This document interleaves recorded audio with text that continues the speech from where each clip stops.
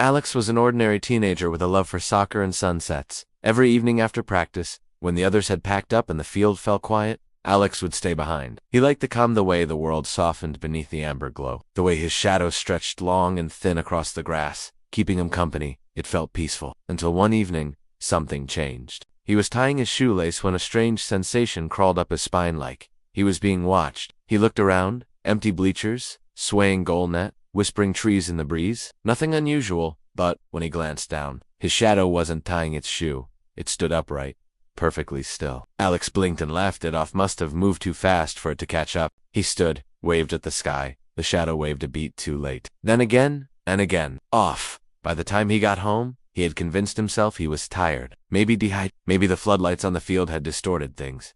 But the oddities didn't stop. In photos, the shadow always seemed wrong. Skewed, stretched, and sometimes it appeared in frames when he wasn't even in the shot.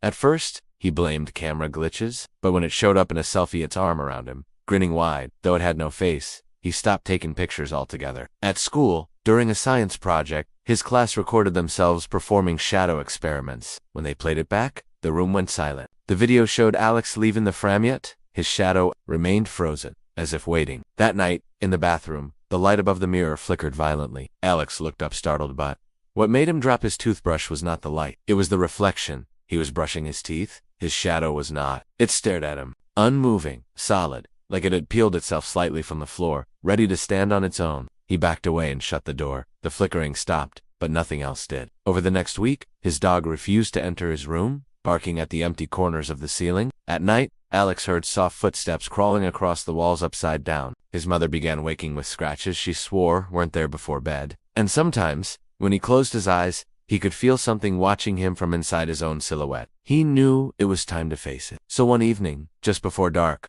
Alex returned to the field.